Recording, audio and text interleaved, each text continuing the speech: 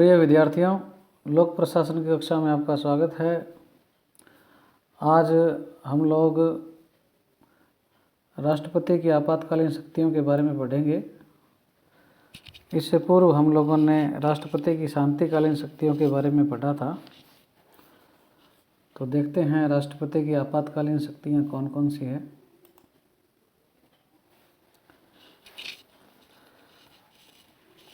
भारत का जो संविधान है वो राष्ट्रपति को 3 प्रकार की संकटकालीन या आपातकालीन शक्तियां प्रदान करता है। पहली है राष्ट्रीय आपातकाल, जिसका उल्लेख भारतीय संविधान के अनुच्छेद 352 के तहत किया गया है। दूसरी आपातकालीन या संकटकालीन शक्ति है राष्ट्रपति शासन, इसका उल्लेख अनुच्छेद 356 में है। और तीसरी जो है आपातकालीन या संकटकालीन शक्ति वित्तीय आपातकाल, उसका उल्लेख है अनुच्छेद 360 में। अब इनका हम अलग से थोड़ा सा देखते हैं कि क्या क्या है इसमें। पहली राष्ट्रीय आपातकाल है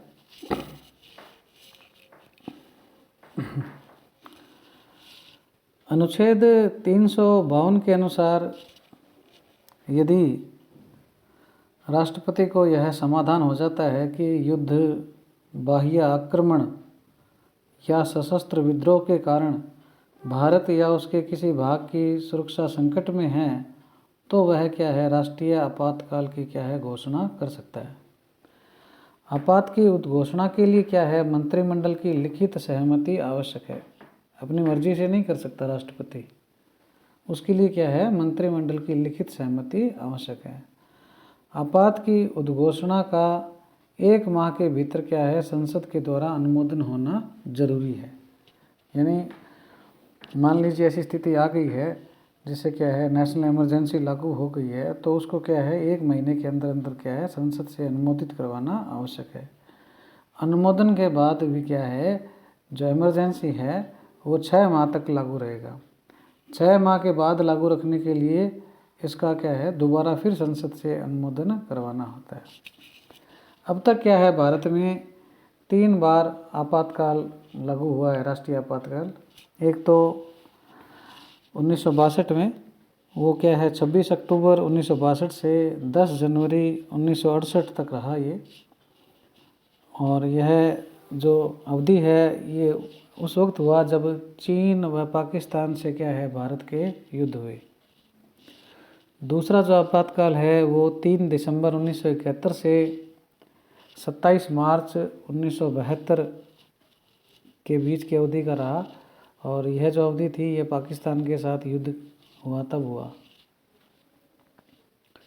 तीसरा जो आपातकाल है वो 1975 में हुआ, वो 25 जून 1975 से 21 मार्च 1977 के बीच रहा। यह आंतरिक अशांति के कारण क्या है, ऐसा किया गया। तो इस प्रकार से क्या है, राष्ट्रपति राष्ट्रीय आपातकाल की क्या है, घोषणा कर सकता है। इसके पश्चात दूसरी संकटकालीन शक्ति जो है वो है राष्ट्रपति शासन। संविधान के अनुच्छेद 356 के अनुसार यदि किसी राज्य के राज्यपाल से प्रतिवेदन मिल जाए, रिपोर्ट मिल जाए, या अन्य कारणों से या अन्य माध्यमों से राष्ट्रपति को यह समाधान हो जाए या ऐसा लग जाए कि उस राज्य का शासन संविधान के उपबंधों के अनुसार नहीं चलाया जा सकता, तो ऐसी स्थिति में राष्ट्रपति शासन की उद्घोषणा करके उस राज्य का शासन अपने हाथ में ले सकता है। ऐसी उद्घोषणा की स्वीकृति जो है वो संसद से 2 माह के भीतर लेना आवश्यक है। अर्थात संसद से 2 माह के भीतर अनुमोदन करवाना आवश्यक है।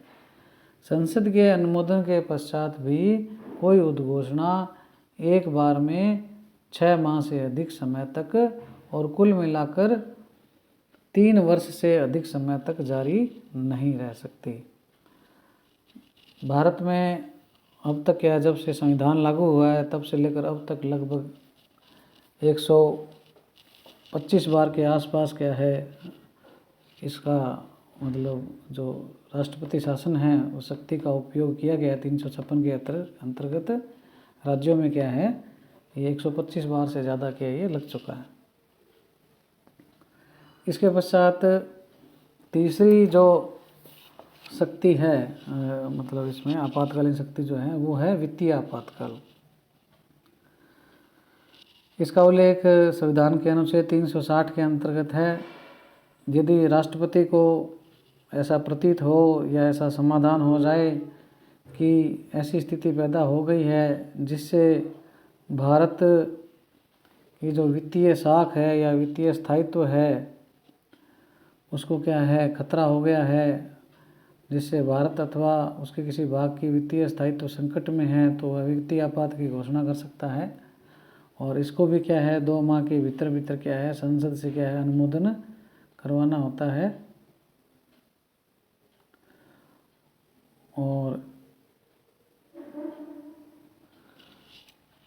अभी तक क्या है भारत में ऐसी स्थिति नहीं आई है जिससे क्या है वित्तीय आपातकाल घोषित करना पड़े। और जब वित्तीय आपातकाल घोषित कर दिया जाता है तो उस स्थिति में क्या है लोक सेवक जो हैं उनके वेतन भत्ते जो हैं वो भी कम हो जाते हैं। और राज्य विधानमंडल द्वारा जो पारित प्रत्येक धन विधेयक है उसको क्या है राष्ट्रपति क्या है अपने पास मंगवा सकता है। इसको शुरू में 2 महीने के लिए लागू करते हैं, उसके बाद में हर बार फिर क्या है संसद से क्या है परमिशन लेकर आगे आगे बढ़ाया जा सकता है। तो इस प्रकार से क्या है भारत के राष्ट्रपति को 3 प्रकार की क्या है वित्तीय आपातकालीन शक्ति 3 प्रकार की आपातकालीन शक्तियाँ प्राप्त है। इसके पश्चात हम राष्ट्रपति को कुछ उन्मुक्तियाँ और विशेषाधिकार भी मिले हुए हैं, उनके बारे में देख लेते हैं। इनको प्रिविलेज भी कहते हैं, प्रिविलेजेस। स्वाभाविक रूप से किसी भी देश के राष्ट्राध्यक्ष को क्या है कुछ विशेष उन्मुक्तियाँ सुविधाएं या अधिकार प्राप्त होते हैं। और भारत के राष्ट्रपति को आर्टिकल 361 के तहत क्या है ये दी गई हैं। तो एक तो ये है कि राष्ट्रपति या राज्यपाल को अपने पदीय कर्तव्यों के निर्वहन में किए गए कार्यों के लिए क्या है किसी न्यायालय में उत्तरदायी नहीं ठहराया जा सकता। राज्यपाल पर भी यही आर्टिकल लागू है और राष्ट्रपति पर भी यही है प्रिविलेज के लिए। दूसरा है राष्ट्रपति या राज्यपाल के विरुद्ध उसकी पदावधि के दौरान कोई भी दंडिक कार्रवाई न तो संस्थित की जा सकती यानी बिठाई जा सकेगी और न ही क्या है चालू रखी जा सकेगी।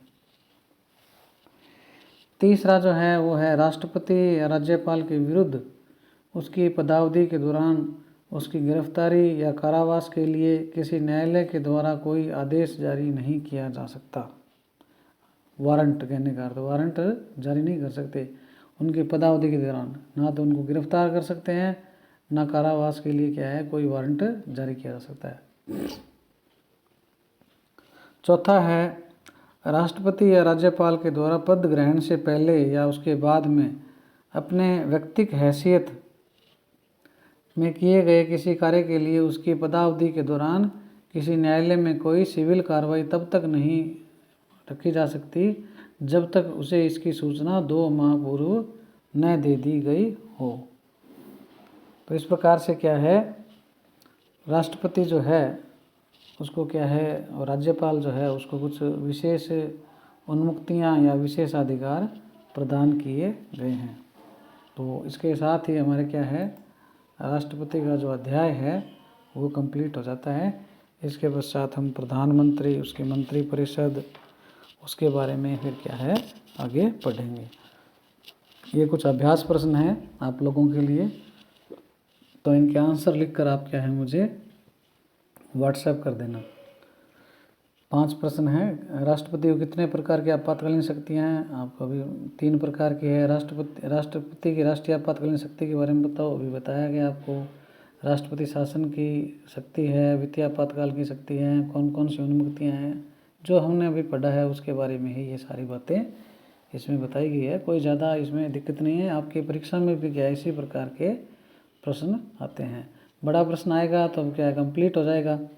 राष्ट्रपति की आपातकालीन शक्तियाँ बताओ, तो उसमें क्या है तीनों प्रकार की जो आपातकालीन शक्तियाँ हैं, राष्ट्रीय आपातकाल है, राष्ट्रपति शासन है, वित्तीय आपातकाल है, ये सारे के सारे क्या इकट्ठे लिखे जा सकते हैं।